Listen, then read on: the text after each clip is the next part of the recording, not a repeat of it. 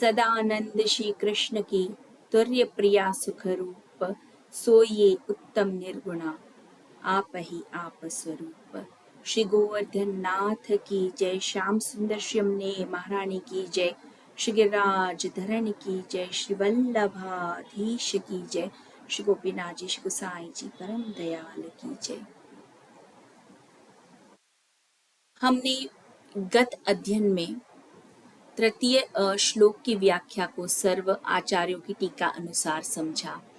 भुवन पावनी आपके श्री महारानी माँ के तृतीय ऐश्वर्य को देखा और विशेषणों को भी समझा, और साथ ही श्री यमुना जी के तुर्य प्रिया स्वरूप को भी हमने समझा, जो श्री पुरुषोत्तम जी ने अति सुंदरता से श्री यमुना जी के विशेषणों द्वारा उनके इस तुर्य प्रिया स्वरूप को हम जीव को समझाया। तो श्री यमुना जी प्रभु की सुखदाता, प्रभु की चतुर्थ तुर्य प्रिया स्वरूपा हैं, भार्या नहीं है। प्रथम यूथ की स्वामिनी, तामस पद आरूढ़, द्वितीय यूथ चंद्रावली, राजस रस ही निगूढ़, तृतीय रूप कुमारिका, सात्विक तिनको मान, लीला हेतु भेद श्री वल्लभ वर्णन कीनो जान। तुर्य प्रिया श्री यमुना जी है, निर्गुण आप स्वरूप, सब ही को अनुपम सुखदानी, प्रभु सम आप स्वरूप। तो श्री वल्लभ ने पुष्टि लीलागत ये भेद स्वतंत्र रूप से प्रकट किए हैं, जिससे लीला सृष्टि के जो हमारे जीव हैं, इन चारों लीलात्मक स्वरूपों के भेदों को अच्छी तरह से जान सकें, उनका ज्ञान जीवों को हो। तो अब हम इस तृतीय श्लोक की संगत 41 पद के साथ करने जा रहे हैं। तो इस श्लोक की संगति होगी, पद संगति होगी 41 पदों में से चतुर्थ पद के साथ में, जो है नैन भर देख अब भानु तनया, केली पिय सो करे भ्रमर तब ही परे, श्रम जल भरत आनंद मनया, चलत तेड़ी होए लेत पिय को मोही, इन बिना रहत नहीं एक छिनया, रसिक प्रीतम रास करत श्री यमुना पास, मानो निर्धनन की है जुधनया, नैन भर देख अब भानु तनया। श्री यमुना जी जो भुवन को पावन करने वाले हैं, भुवन को पावन अर्थात कि देवी जीवों के शरीर को, तन मन को जो प्रभु की सेवा में विनियोग होने वाले हैं, उन्हें पावन करना श्री यमुना जी के कैसे दर्शन, कैसी झांकी हो रही है, इस श्लोक में श्री महाप्रभु जी ने उसे वर्णन किया है। भुवन भुवन पावनिम अधिगतामनेकस्वनैः, प्रियाभिरेव सेविताम शुक मयूर हंसादिभिः। यहाँ पुष्टि सृष्टि को पावन करने वाले, अपने लीला परिकर के पालनहार और अपनी स्वसखियों सहचरियों से सेवित, जैसा कहा है श्लोक में कि शुक मयूर हंसादि भी, तो अपनी सहचरियों से सेवित ऐसे श्री यमुना जी का यहाँ लावण्यमय दर्शन, उनकी झांकी का वर्णन आया है। किंतु ऐसे दर्शन देखो, लीला के दर्शन करने के लिए वैष्णवों को, रवि नंदनी के, हमारे जीवों को, हम पुष्टि मार्गी जीवों को आदि भौतिक जल स्वरूप में साक्षात आदि देवी की श्री यमुना जी के स्वरूप का भावन करना अति अनिवार्य है, तभी ऐसे दर्शन संभव हैं। तो यहाँ कहा कि यमुना जल में श्री यमुना जी की आदि दैविक भावना करनी, वह तभी शक्य हो सकती है, देखो जीव के लिए, जब पुष्टि सृष्टि पर हमारे श्री महारानी माँ श्री यमुना जी आप कृपा करें, आप कृपा करके अपने ऐश्वर्य धर्म का वर्षण जीव पर करें। इसीलिए यहाँ पंक्ति में भानु तनया कहने का तात्पर्य भी यही है श्री हरिराई जी का। तो यहाँ ऐश्वर्य धर्म आपका निरूपित हुआ है श्री यमुना जी का। आगे श्लोक प्रिया भिरव सेवताम में पद पंक्ति लगेगी, केली पिय सो करे भ्रमर तब ही परे।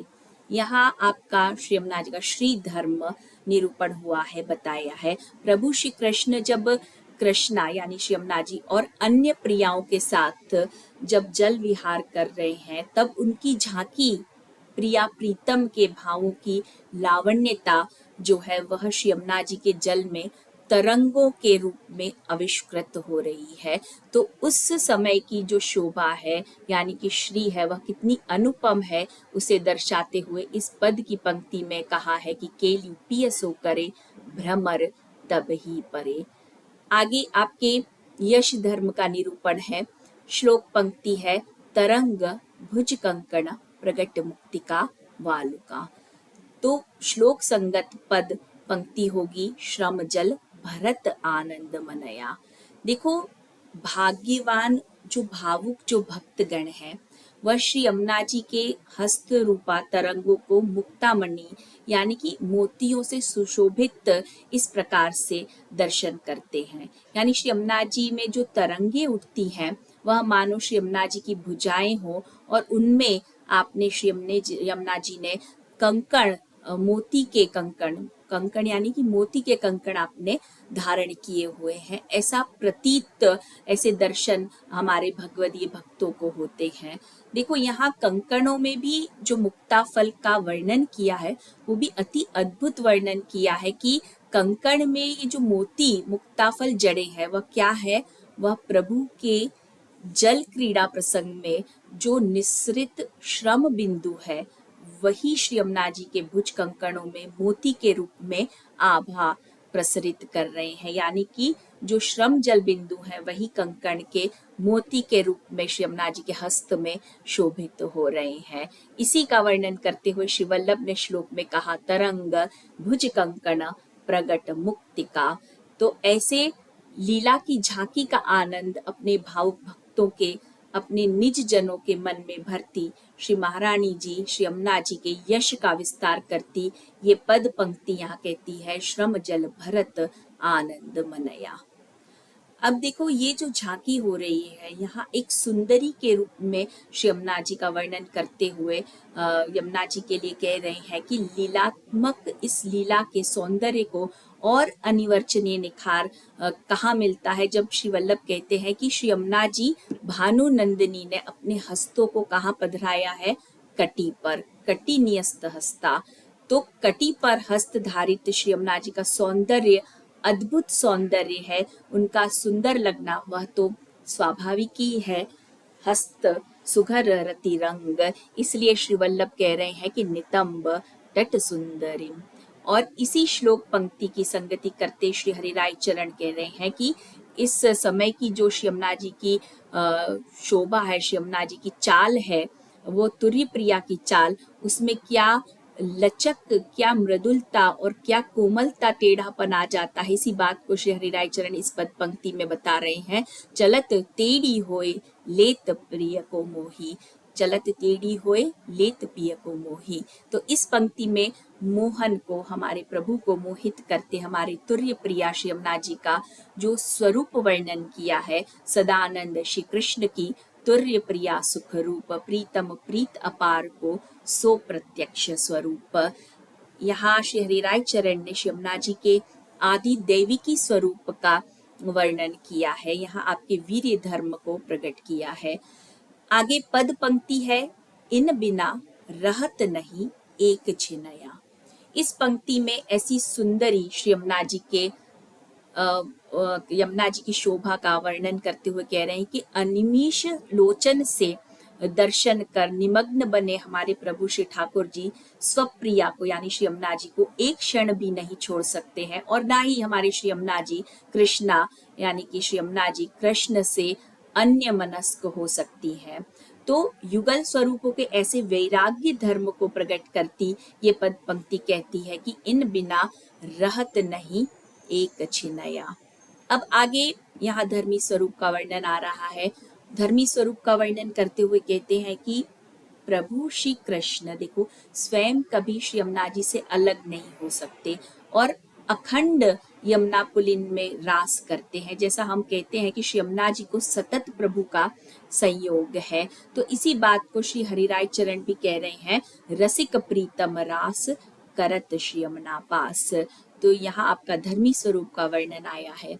आगे रवि सुता के औदार्य यानी उदारता का ज्ञान कराते हुए श्री हरिराय चरण कह रहे हैं कि मानो निर्धनन की हे जुधनया। यह आपका ज्ञान धर्म निरूपित किया है।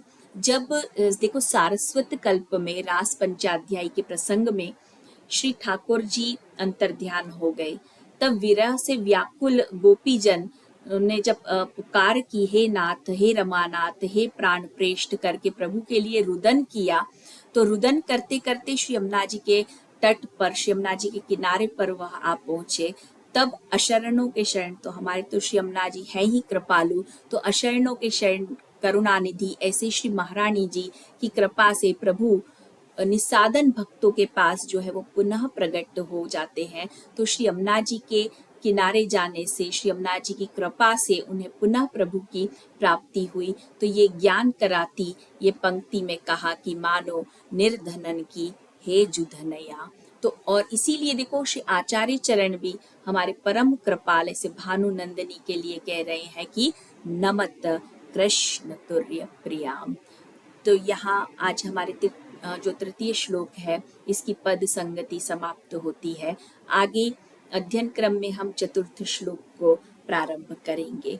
बोलो श्री गोवर्धन नाथ की जय, श्याम सुंदर श्यमने महारानी की जय, श्री गिरिराज धरन की जय, श्री वल्लभाधीश की जय, श्री गोपीनाथ जी, श्री गोसाई जी परम दयाल की जय।